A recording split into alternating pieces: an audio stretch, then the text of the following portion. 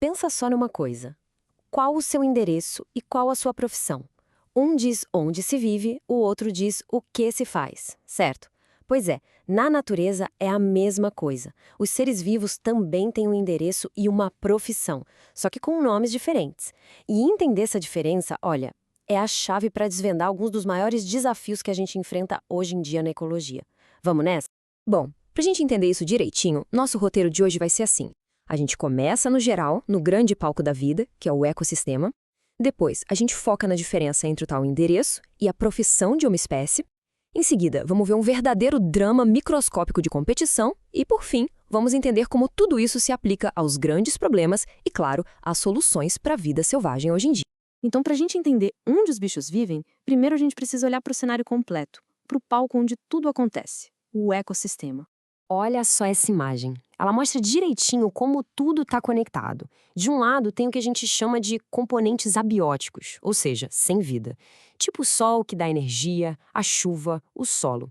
Do outro lado, os bióticos. As plantas que produzem o próprio alimento, os animais que consomem e os fungos que decompõem tudo. É uma dança constante, sabe? Uma troca de energia e matéria que faz a vida acontecer. Ok, com o palco montado, vamos conhecer os nossos dois personagens principais, o habitat e o nicho. E tem uma analogia super simples que faz a gente nunca mais esquecer a diferença entre eles. Então, o ponto central é exatamente este. O habitat é, de forma bem simples, onde uma espécie vive. Já o nicho é o pacote completo. É todo o seu estilo de vida. O que ela come, como se reproduz, com quem interage. É a sua função no ecossistema. E aqui está a ideia para guardar para sempre. É isso. Habitat é o endereço, o local. Nicho é a profissão, a função.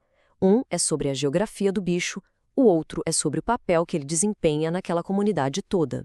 E para isso ficar super claro, olha só esse exemplo clássico. Girafas e zebras. As duas vivem na savana africana, ou seja, têm o mesmo habitat.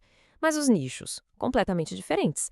As girafas, com aquele pescoção, comem as folhas lá do alto das árvores. Já as zebras pastam a grama e os arbustos mais baixos. Elas são vizinhas com profissões diferentes, o que é ótimo, porque assim evitam competir diretamente pela mesma comida. É um jeito muito inteligente que a natureza encontrou de encaixar todo mundo no mesmo lugar. Tá, mas e quando duas espécies tentam ter exatamente a mesma profissão no mesmo endereço? O que acontece?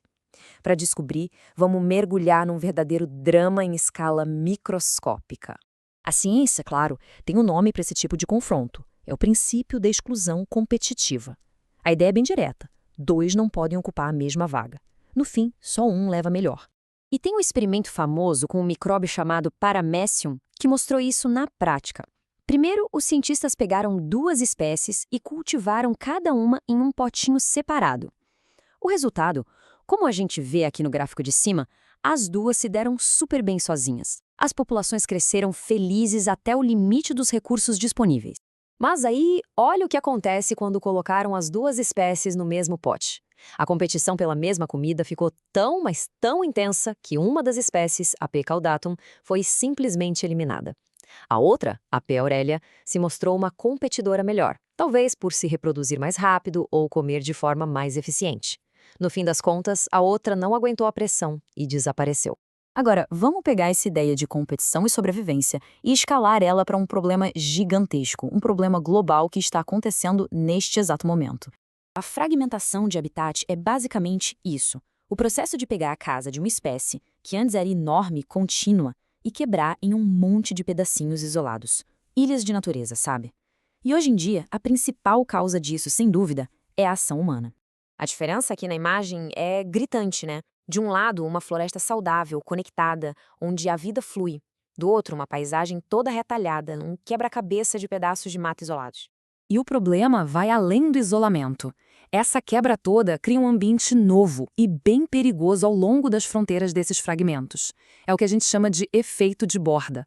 E esse efeito de borda é como um efeito dominó. Pensa comigo, as bordas da floresta agora recebem muito mais sol e vento. Isso pode parecer bom, mas na verdade ressaca o solo, o ar, cria um microclima totalmente diferente que não é nada bom para aquelas plantas e animais que evoluíram para viver no interior escuro e úmido da mata. O resultado é que toda a comunidade de espécies muda, alterando a cadeia alimentar e todas as interações que aconteciam ali.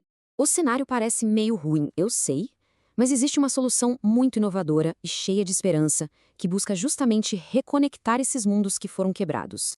E a solução é, na sua essência, construir pontes. Mas não são pontes de concreto, e sim pontes feitas da própria natureza. A gente chama de corredores ecológicos. Esses corredores são verdadeiras linhas de vida. Eles conectam aquelas ilhas de habitat, permitindo que os animais se movimentem com segurança entre elas para procurar comida ou até mesmo um parceiro para acasalar. E isso é fundamental para o que a gente chama de fluxo gênico, que impede que as populações fiquem isoladas e percam sua diversidade genética. E o mais legal é que isso não é só uma ideia no papel. Acontece de verdade. Olha que incrível essa foto. É um viaduto para a vida selvagem.